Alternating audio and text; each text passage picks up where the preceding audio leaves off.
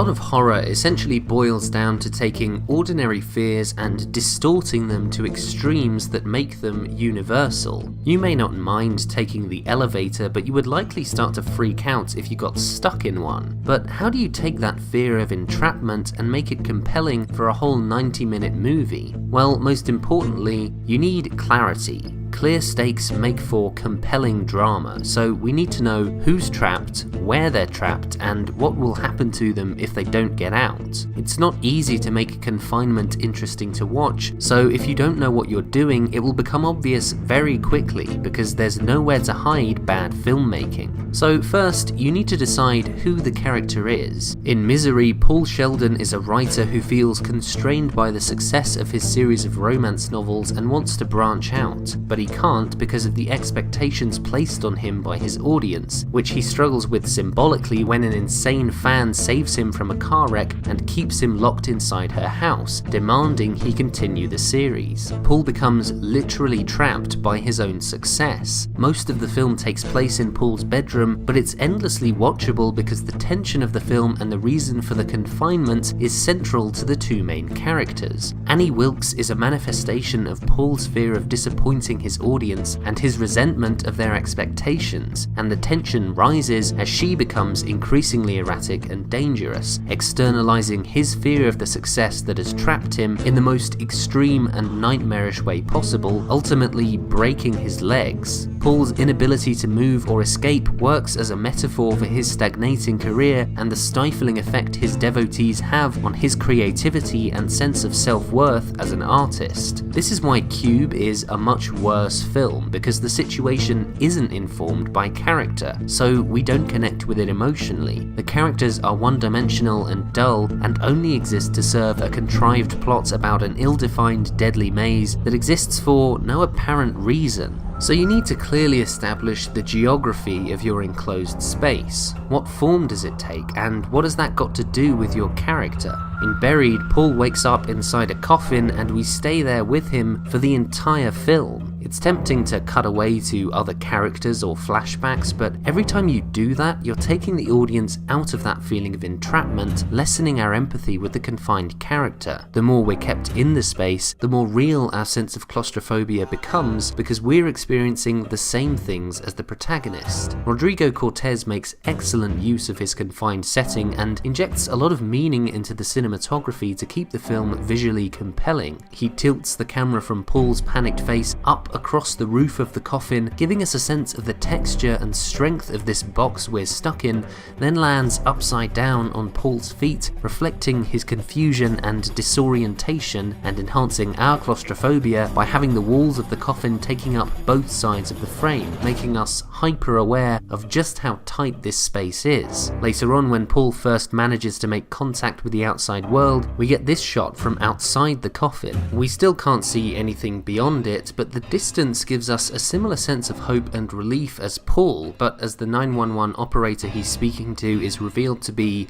really unhelpful, we push back in, taking us right back to that sense of confinement as it dawns on us how difficult it will be for him to get out of here. The situation is being reinforced by highly motivated camera moves and a willingness to subject the viewer to the same experience as the character. Contrast this with 1408, in which John Cusack is trapped in a haunted hotel room. It doesn't work because the geography and the threats are inconsistent, so the situation can't evolve in any meaningful way. This room is vaguely magical, so although the character is trapped there, it doesn't really feel claustrophobic because it changes so much that we never feel confined to a single location, and the threat is such a random grab bag of generically spooky set pieces that none of it really lands. So we need a clear hazard, often something dangerous in the space which makes the threat of being trapped even greater. Neil Marshall's The Descent does this very well. Once the group gets trapped underground by a cave-in, they quickly realise that they have a finite amount of time to find a way out before they die of dehydration, and as soon as they find a clue that gives them hope,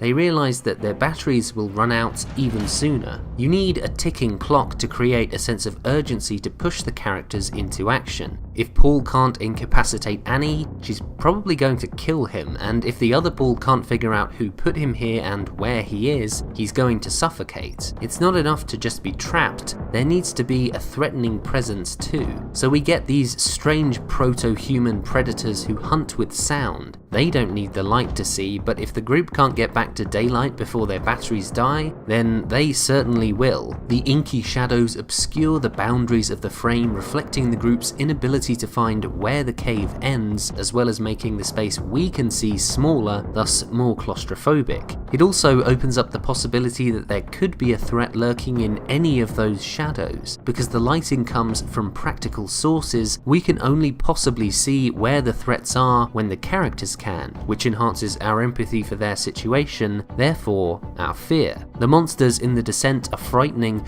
because they could come from anywhere. We just know that they're dangerous, but we don't know what or where they are. You can see how important this uncertainty is if you look at Split, where we spend most of the runtime with the villain, learning about his various personalities and listening to his therapist spout exposition. Because we're not seeing this film from the perspective of the victims but from that of the villain, we know too much about what's going on, so there's no suspense and we're not really afraid for them. And the film is kind of boring. Which brings us to doubt. You need uncertainty to keep the audience interested. Is Annie trying to help Paul, or is he her prisoner? Are the people on the other end of the phone really trying to find Paul, or are they just trying to deflect responsibility? Can Sarah trust her friend who brought them to this uncharted cave, or is she hiding something? Claustrophobia is scary because you have your freedom and control taken away, but you still have options, so the character has to struggle with what to do in their situation. 10 Cloverfield Lane tackles this very nicely by not just asking, will Michelle escape, but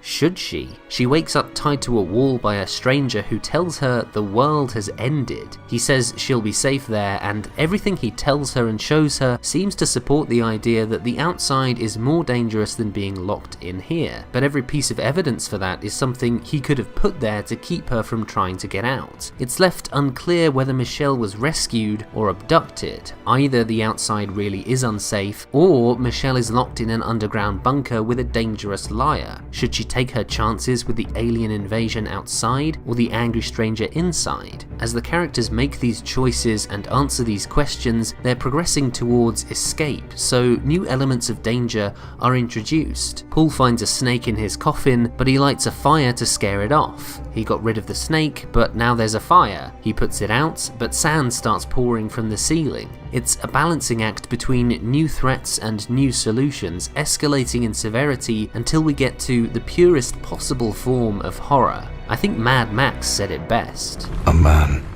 reduced to a single instinct. Survive. At their heart, these are simple stories with simple rules. Stay in the space because every time you leave, you're leaving all the tension too. Root your story in character because if we don't like them, then why should we give a shit what happens to them? And try to find ways for the space and the situation to evolve. Alfred Hitchcock once said, "It should be possible to make an interesting film in a closet with the door shut," and he's right. These situations can be thrilling to watch when done well because they act like a pressure cooker, forcing characters to confront their own faults and either grow or die. Just because the space is small, the stakes can still be huge.